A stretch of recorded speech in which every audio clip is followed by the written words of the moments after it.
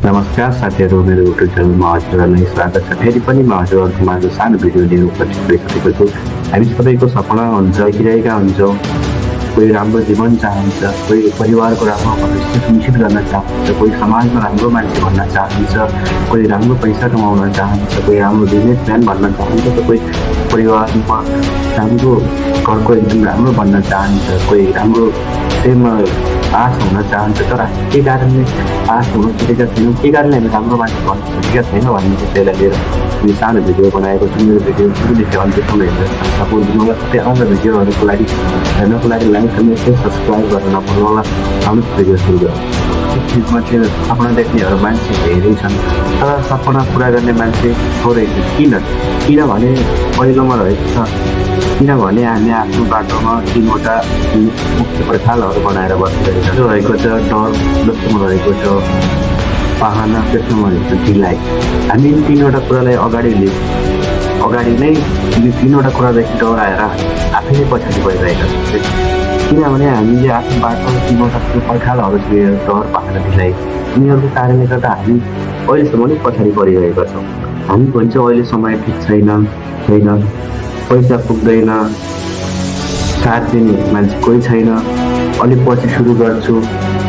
यी कुरा झुटो होइन, तर कुरा सत्य पनि होइन।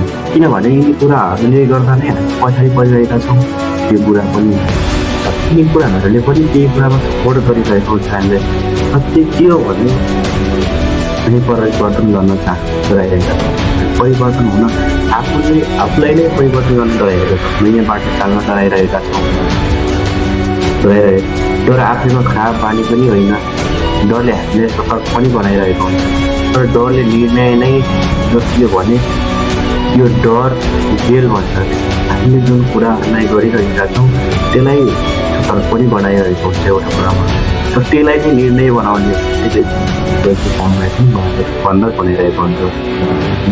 अर्को असफल हुन्छु भन्ने डर होइन, अरूले के होला भन्ने डर, सकिँदैन थियो भन्ने डर होइन।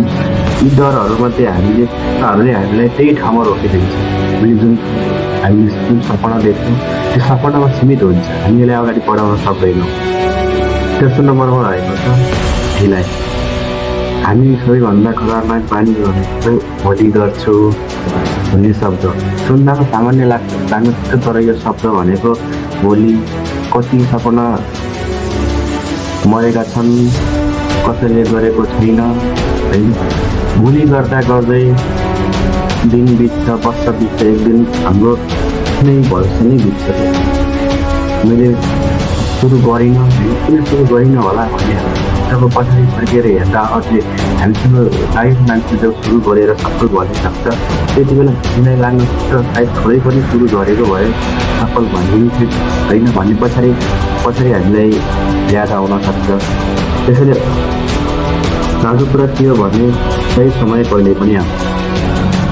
सही समयलाई कहिल्यै पनि आउँदैन। त्योभन्दा पहिलेको भिडियो हो नि मैले भनेको थिएँ, सही समय कहिले नै आउँछ। सही समय आउनको लागि धेरै नै मिहिनेत गर्नुपर्छ। हामी मिहिनेत गर्दा गर्दै चाहिँ समयले हामीलाई अगाडि खसेर लग्यो। त्यति बेला बल्ल हामी सफल भइसकेपछि सही समय भयो। हामीले अहिले सानो कदम चलायो भने बल्ल त्यो बिस्तारै अगाडि बढ्दै ग्रोथ हुँदै गर्दै बल्ल सफल भइसक्यो होइन। अरू सानो कदम चलाउन होइन, आज नै 100% गर्नुपर्छ भन्ने छैन।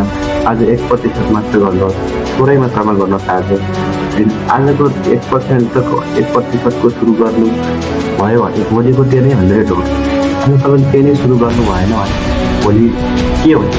आजको सुरु गर्नुभयो भने भोलि तपाईँसँग 100 पनि हुन सक्छ। आजको सानो कदम चाल्नुहोस्, सानो कदम चाल्नुहोस्, प्रयास गर्नुहोस्। भोलि त्यसैलाई सबैलाई ठुलो बनाउने हुन्छ।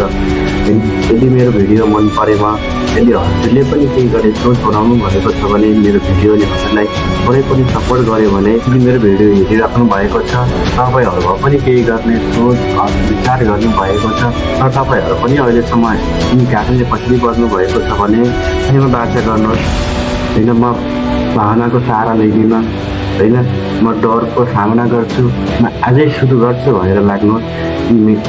यदि यो मैले सानो भिडियोको सन्देशले त्यो शब्दहरूले हजुरको मन छोएर हजुरले केही गर्ने सोच विचार गर्नुभएको छ भने आजदेखि सुरु गर्नुहोस्। मेरो भिडियोलाई लाइक कमेन्ट सेयर सब्सक्राइब गर्न नगर्नुहोला। हजुरको सानो लाइक कमेन्ट सेयर सब्सक्राइबमा चाहिँ मलाई ठुलो हिम्मत मिल्नेछ भन्न चाहन्छु। आज होइन भने कहिल्यै हुँदैन भन्ने सोच राख्नुहोस्। धन्यवाद।